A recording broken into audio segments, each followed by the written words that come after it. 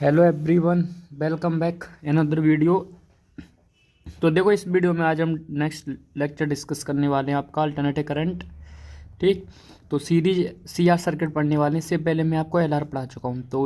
तो अगर मैं बात करूँ सर्किट की, तो एक सीआर बचा है और एलसीआर बचा है। ठीक है, तो इनमें से क्वेश्चन बनता है सर्किट में से, तो 100 आपका इनमें से बन जाएगा, किसी भी पर बन सकता है। तो लास्ट ईयर शायद एलआर सर्किट था, इस बार सीआर सर्किट, तो इम्पोर्टेंट ही आपके लिए। ठीक है, आप इसको इम्पोर्टेंट मार्क कर लो, या तो ये या एलसीआर, इन दोनों पर फोकस रखना बस। ठीक, ज़्यादा सीआर और एलसीआर पर, इन दोनों में से अगर क्वेश्चन आएगा सर्किट में से तो इसमें से ही आएगा। ठीक, इस बार इम्पोर्टेंट। तो अब देखो, करते हैं इसको। ठीक है, तो वही तरीका रहता है, सेम कुछ नहीं है। जैसे हमने एलआर किया था, उसमें बस इंडक्टेंस चल रहा था, यहाँ पर कैपेसिटर चलेगा आपका। ठीक, तो लिखते हैं कि कंसीडर, अगर आप ए सीरीज सीआर सर्किट। ठीक है, तो हमने एक सीरीज में कॉम्बिनेशन में है सी और आर दोनों, एक ऐसा सर्किट लिया है जिसमें अल्टरनेटिंग वोल्टेज वी है और सर्किट की करंट आई टी है, ऐसे लिए बोल सकते हैं। ठीक, with alternating current, sorry, voltage V T and circuit current I T. ठीक है,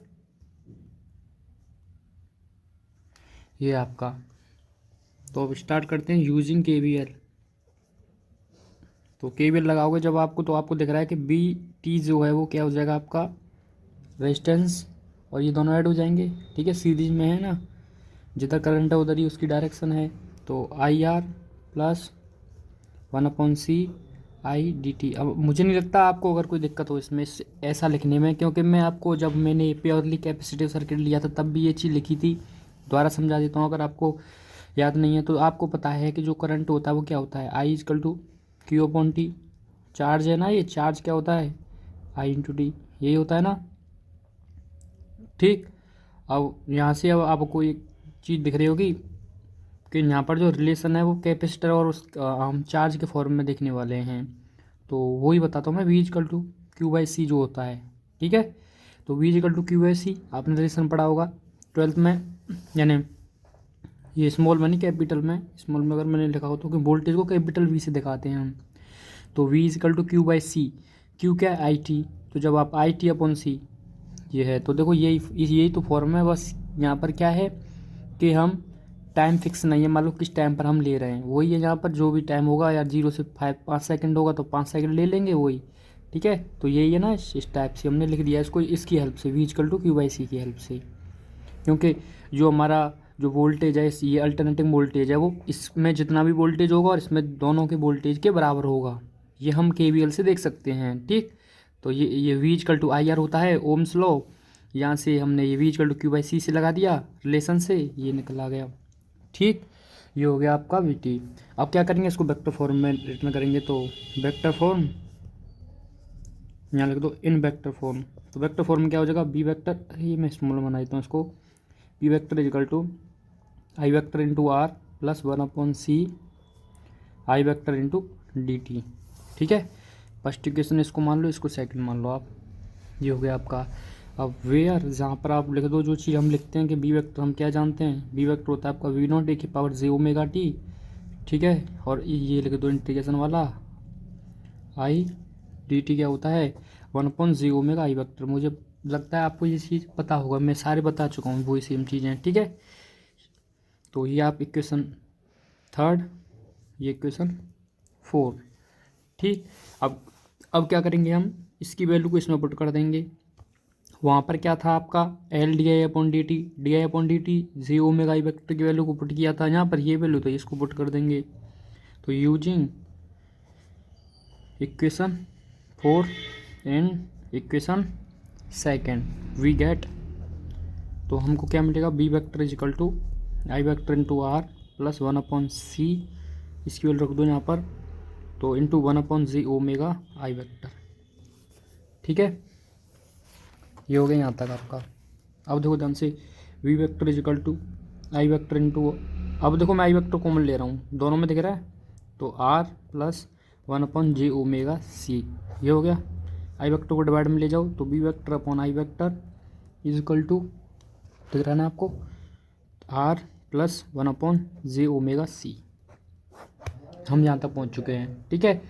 तो उसमें क्या बना था आपका, एल आर के सर्किट में v/i जो हमारा बना था वो r प्लस जे एक्सएल बना था, ठीक है। यहाँ पर क्या है, r प्लस 1/j⍵c है, ठीक है। बस इतना डिफरेंस है यहाँ पर।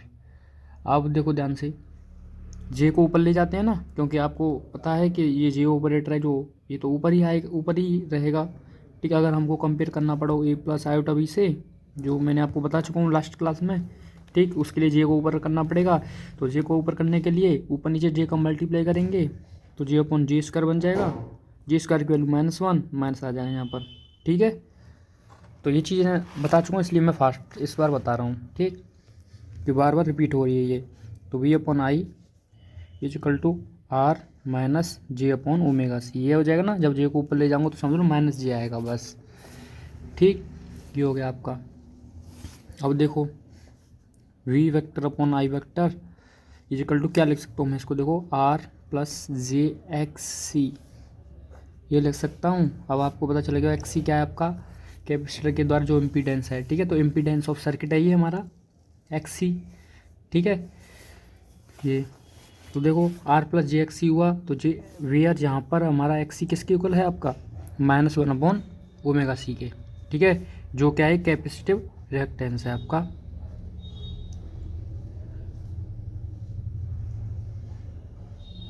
ठीक, ये आपका आ गया यहाँ पर, इसको मान लो इक्वेशन 5, ठीक। तो देखो इसी को मैंने वहाँ पर एक नया वेक्टर का नाम जेड वेक्टर दे दिया था, यहाँ पर भी दे देता हूँ वही, ठीक है।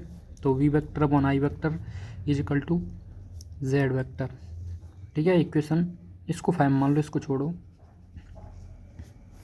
इसको मैंने जेड वेक्टर के इक्वल कह दिया है, ठीक है। यहाँ लिख दो ऐसे, अगर लिखना चाहो तो is equal to Z vector, ऐसे यहाँ जेड वेक्टर से दिखा दिया, ठीक है। और जेड वेक्टर क्या है, हमारा इम्पीडेंस ऑफ सर्किट है, ये जो टोटल मान लो इम्पीडेंस उसमें है वो बात कर रहा है ये, तो इम्पीडेंस ऑफ सर्किट। अब वही सेम चीज़ जेड वेक्टर क्या है, एक जो मैंने लास्ट क्लास में लिखा था कि ये क्या है, एक कॉम्प्लेक्स क्वांटिटी है। कॉम्प्लेक्स क्यों है, क्योंकि ये किसका फॉर्म का, ए प्लस आयोटा बी का। तो जो ए और ए प्लस आयोटा बी के फॉर्म के होते हैं उनको हम कॉम्प्लेक्स नंबर में लेते हैं ना। कॉम्प्लेक्स चैप्टर आपने पढ़ा होगा मैथ में 11th में। तो जिसमें हमारा, अगर मैं बात करूँ आपसे, क्या है यहाँ पर complex, R plus J X C, यही तो है, ठीक है। कॉम्प्लेक्स क्वांटिटी जिसमें आर क्या है, रियल पार्ट है, और ये जो हमारा एक्स सी है ये क्या आपका इमेजिनरी पार्ट है। तो इसमें अगर आप थोड़ा और लिखना चाहो तो ये लिख सकते हो, जो मैंने लास्ट क्लास में लिखा था।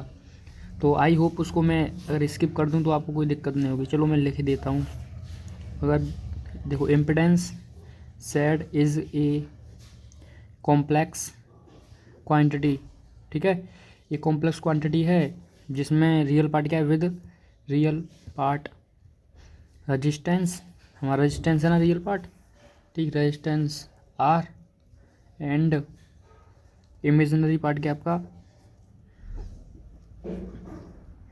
रिएक्टेंस हमारा कौन सा, एक्सी, रिएक्टेंस एक्सी, ठीक है। तो फिर मैंने अब एक चीज़ वहाँ पर लिखी थी मैंने कि जेड वेक्टर को मैं क्या लिख सकता हूँ, तो वही मैं लिखने वाला हूँ। तो Z vector may we also written as, ठीक है, रिटन एज। तो क्या लिख सकता हूँ मैं इसको, Z vector is equal to mod of Z E की पावर जे फाई, ई की पावर माइनस जे फाई। ये अगर मुझे एक्सप्लेन करना हो तो मैं आपसे ये भी बोल सकता हूँ कि लास्ट वीडियो में मैंने ये एक्सप्लेन करके दिखाया था, पर लेकिन यहाँ भी मैं आपको एक अलग से मैं पेज लेता हूँ, उसमें आपको मैं समझाता हूँ ये चीज़ें, ठीक है। और जो शायद लास्ट वीडियो नहीं देखा होगा, जिन्होंने इस बार वीडियो देख रहे हैं उनको लिए मैं क्लियर कर देता हूँ क्या चीज़ें क्या है। तो देखो, कॉम्प्लेक्स का थोड़ा सा कॉन्सेप्ट आता है, फास्ट में रिवाइज करवा दूँगा। अगर आप अच्छे समझना है तो लास्ट वीडियो आप देख लेना, ठीक।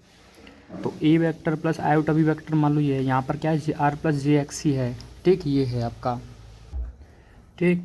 यानी मान लो ये जेड वेक्टर की इक्वल है, ये भी जेड वेक्टर की इक्वल है, ठीक। अब मान लो इनका अगर मुझे एम्पलीट्यूड निकालना है, ठीक है, जो कॉम्प्लेक्स नंबर होते हैं उनका अगर एम्पलीट्यूड निकालना है तो मोड ऑफ जेड क्या होता है हमारा, अंडर रूट के अंदर रियल पार्ट का स्क्वायर प्लस इमेजिनरी पार्ट का स्क्वायर, ए स्क्वायर प्लस बी स्क्वायर। तो ऐसे इसका आप मोड ऑफ जेड निकालोगे ऊपर वाले का तो क्या आएगा, are square plus X C का होल स्क्वायर, ये आ जाएगा ना, ठीक, मैंने यहाँ पर क्या कहा था आपसे कि जेड वेक्टर जो है वो मॉड ऑफ जेड ई की पावर माइनस जे फाई के इक्वल है। ये चीज़ मैंने आपको अभी बताई थी, माइनस जे फाई सॉरी। ठीक है, तो ई की पावर माइनस जे फाई कहने का मतलब आपको पता होगा कि ई की पावर आयोटा थीटा जो होता है वो क्या होता है, cos theta plus iota sine theta होता है। ठीक है, और ई की पावर माइनस आयोटा थीटा किसके इक्वल होता है, cos theta minus iota sine theta के। ठीक, तो देखो अब ध्यान से, अब मैं क्या कर रहा हूँ यहाँ पर कि आर स्क्वायर जो है, ठीक है, आर स्क्वायर प्लस, ये मैं प्रूफ आपके सामने लेकर आऊँगा। ठीक है, R square plus X C का होल स्क्वायर ये। ठीक, ये इधर से मैं क्या कर रहा हूँ इसमें are square plus X C का होल स्क्वायर। ठीक, ये है, हम क्या करने वाले हैं देखो ध्यान से कि R plus G X L में मैं इधर इससे, ठीक है, R square plus X C का होल स्क्वायर अंडर रूट में ऊपर नीचे मल्टीप्लाई करने वाला हूँ। यानी यही अगर मैं ऐसा कर दूँ तो कोई दिक्कत नहीं है ना, डिवाइड भी कर रहे हैं मल्टीप्लाई भी कर रहे हैं हम तो कोई फ़र्क नहीं पड़ता। जे एक्स सी ये अगर मैं कर दूँगा तो आपको शायद कोई दिक्कत नहीं होगी। ठीक, अब देखो ध्यान से, इसको इधर रखो, are square plus X C का होल स्क्वायर। ठीक, अब देखो इस आर के नीचे इसको ले जाओ, आर अपॉन अंडर रूट के अंदर R square plus X C का whole square plus J X C upon R square plus X C का होल स्क्वायर, ये बन जाएगा ना। ठीक है, तो देखो ये किसके इक्वल है आपका, अभी मैंने मॉड ऑफ जेड बताया था, ये तो मॉड ऑफ जेड के इक्वल हो गया। अब इसको देखो ध्यान से, ये आपका जो दिख रहा है। ठीक, तो इसको समझने के लिए अगर मैं बात करूं जो आपका पोलर फॉर्म बनाना पड़ेगा इसका। ठीक, देखो ये रियल पार्ट, ये इमेजिनरी होता है।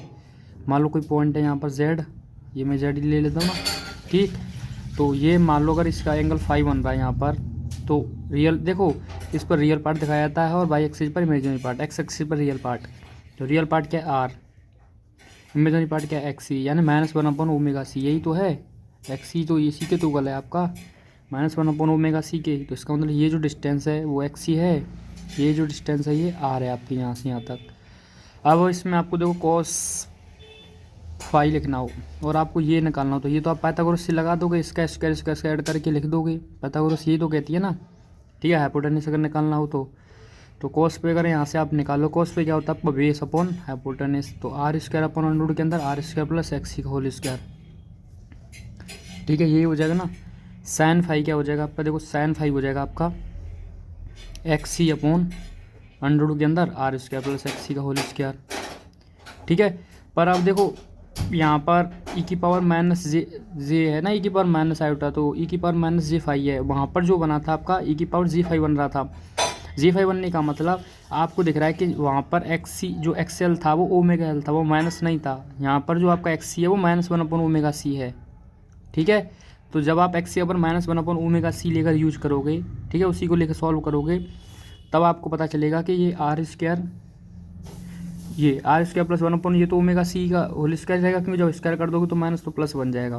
पर लेकिन जब यहाँ पर आप यूज करोगे तो minus one upon omega C आएगा। ये ध्यान से देखो, ये minus one upon omega C, तो जब आप ये लिखोगे तो minus one upon omega C minus आएगा ना, वो माइनस। ठीक है, समझ रहे होंगे आप आई होप, क्योंकि एक्स सी जो है वो माइनस, देखो यहाँ तो कोई फ़र्क पड़ेगा नहीं, क्यों नहीं पड़ेगा, क्योंकि ये एक्स सी का जब आप minus one upon omega C रखोगे तो प्लस ही हो जाएगा स्क्वायर। पर लेकिन यहाँ पर जब आप X C minus one upon omega C लिखोगे तो साइन फाई की वैल्यू माइनस वाली आ जाएगी कि नहीं आ जाएगी, कि माइनस वन अपॉन ये दिख रहा है ना आपको ओमेगा सी इंटू अंडर के अंदर R square plus X C का होल स्क्वायर, ये बनेगा। ठीक है, तो माइनस ये आ जाएगा ना माइनस। तो जब अगर ये माइनस का आएगा यहाँ पर जो आप लिखोगे, ठीक है, तो अब देखो ध्यान से क्या करने वाले हैं हम, क्योंकि यहाँ पर मैं एक्स की वैल्यू रखने वाला हूँ, तो ये एक तो इसी में थोड़ा सा कुछ हो गया। देखो ध्यान से, ये अलग है ये। ठीक है, देखो ये क्या आपका मोड ऑफ जेड है, ये तो इसको तो छोड़ो। ठीक है, ये तो मैंने आपको बता दें मोड ऑफ जेड है, इसको ध्यान से समझो। ये किसकी वैल्यू आपकी, देखो कॉस फाई की वैल्यू है, इसमें भी कोई दिक्कत नहीं। इसको एक्स सी पर मैं minus one upon omega C रखूँगा। ठीक है, ध्यान समझना, जब आप minus one upon omega C यहाँ पर लिखोगे तो ये माइनस का हो जाएगा, कर ही देते हैं चलो, ओमेगा सी से मल्टीप्लाई। ठीक है, तो अब इसकी वैल्यू देखो क्या है। ठीक, ये आपको देखो minus one upon omega C, ये क्या एक्स सी किसकी वैल्यू, ये एक्स सी नहीं सॉरी साइन की वैल्यू है, साइन फाई की वैल्यू ही तो है, आपको दिख रहा होगा ये। ये एक्स, जब आप एक्स को minus one upon omega C लिखोगे तो माइनस अपॉन ओमेगा सी ये आ जाएगी आपकी minus one upon omega C into R square plus ये आ जाएगा। जब आप इसकी वैल्यू यहाँ पर रखोगे तो ये साइन फाई की वैल्यू बनेगी, तो ये बन जाएगा आपका कॉस फाई माइनस जे साइन फाई, ये बन जाएगा ना। ठीक, ये आप ऐसे समझ सकते हो आसानी से। अब देखो ये जो है आपका ई की पावर कॉस फाई माइनस जे साइन फाई जो है वो किसके इक्वल है, आपका ई की पावर माइनस जे माइनस आयोटा थीटा के। इसका मतलब यहाँ पर जे चल रहा है तो ई की पावर माइनस जे और थीटा के ऊपर क्या फाई है, तो ये इसके इक्वल आ जाएगा। ठीक है, तो बस माइनस से समझ लो आप, क्योंकि यहाँ पर एक्स जब minus one upon omega C लेगा, जब अब देखो मैंने ये बीच में यूज किया तब आपको कंफ्यूज कर सकता है। आप शुरुआत से लेके चलना, एकदम क्लियर हो जाएगा आपको। ठीक है, ये थोड़ा मैंने फास्टली बता दिया, अगर आपको क्लियर समझना है तो मैं लास्ट वीडियो में अच्छे से कराया था, वो आप समझ सकते हो कि ये कैसे बना। ठीक, ये आपका यहाँ तक हो चुका है। तो देखो अब नेक्स्ट चलते हैं हम।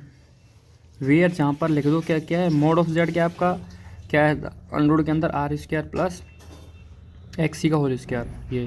ठीक है, इसको इक्वेशन 7 दे दो। एंड अगर फाई निकालना हो मुझे तो फाई में उसी से निकालूंगा। देखो अभी जो मैंने पेज लिया था उसी में आपको एक चीज़ समझाता हूँ। देखो यहाँ पर ये ट्रायंगल में अगर टेन फाई निकालोगे यहाँ से आप, तो टेन फाई क्या आएगा, टेन फाई आएगा आपका perpendicular upon base X C upon R equal to X C upon are.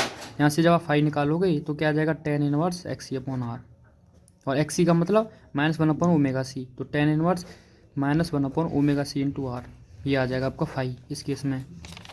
ठीक है, तो phi equal to tan inverse X C upon R, ये हो जाएगा।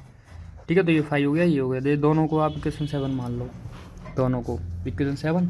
ठीक, अब देखो नेक्स्ट चलते हैं। अब हमको क्या निकालना है, आई वेक्टर। ठीक है, उसकी बात करते हैं, आई वेक्टर की बात। अब देखो आई वेक्टर निकालते हैं। ठीक, तो आई वेक्टर के लिए वही इक्वेशन लेते हैं, V vector equal to I vector equal to Z vector, ये इक्वेशन 5 ये आप लोग देखेंगे, इक्वेशन 5 के अकॉर्डिंग चलते हैं। ठीक है, देखो फ्रॉम इक्वेशन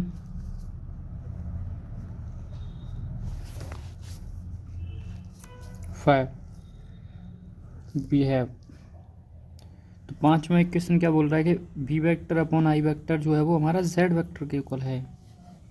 ठीक है, तो यहाँ से आई वेक्टर जब आप निकालोगे तो आई वेक्टर किसके इक्वल हो जाएगा, V vector upon Z vector के डिवाइड में पहुँच जाएगा ना। ठीक, तो वी वेक्टर किसके इक्वल होता है, मैं बता चुका हूँ आपको, V vector equal to V nought E की पावर जे ओमेगा टी के, इसके इक्वल होता है। और जेड वेक्टर अभी हमने पता है क्या है, R plus J X C रख दो, तो I vector equal to V nought E की power J omega T upon Z vector किसके इक्वल होता है, ये भी तो निकाला था, मॉड ऑफ जेड ई की पावर माइनस जे फाई। ठीक है, तो ये हम पुट करने वाले हैं जेड वेक्टर की जगह क्या, मॉड ऑफ जेड ई की पावर माइनस जे फाई। ठीक, अब देखो V nought upon mod of Z E की पावर जे ओमेगा टी, इसको ऊपर लेकर जाओगे तो ए की पावर जे फाई हो जाएगा। ठीक, बेस सेम पावर ऐड, तो V nought upon mod of Z E की पावर जे दोनों में है, कॉमन ले लिया तो ओमेगा टी प्लस फाइव बन जाएगा ये। ठीक है, तो ये हमारा आई वेक्टर हो जाएगा V nought upon mod Z E की power J omega T plus five. ठीक, अब मॉड ऑफ जेड की वैल्यू रख दो, क्या आई थी, R square plus X C का होल स्क्वायर, ये केस में अंडररूट में, तो ई की power J omega T plus five I vector, ये हमारा आई वेक्टर आ गया आपका इक्वेशन नंबर आई थिंक 8 होगा। ठीक, अब देखो ध्यान से, I vector is equal to I nought E की power J omega T plus five, ये हो गया। ठीक है, इसको इक्वेशन 8 मान लो, उसको छोड़ो। जहाँ पर हमारा आई नॉट जो है वो किसके इक्वल है, वी नॉट अपॉन अंडर के अंदर R square plus X C का होल स्क्वायर के। ठीक है, तो अब जहाँ देखो यहाँ अब आप एक चीज़ देख पा रहे होंगे कि ये क्या है, वी नॉट, वी वेक्टर क्या था, वी नॉट ई की power J omega T, I not I vector क्या है, ओमेगा टी प्लस फाइव, इसका मतलब कि जो हमारा करंट है वो फाइव एंगल से आगे है। ठीक है, तो फेजर डायग्राम जब हम इसका बनाएंगे तो करंट को आगे रखना पड़ेगा बी वेक्टर से। ठीक है, फेजर डायग्राम देखो इसका,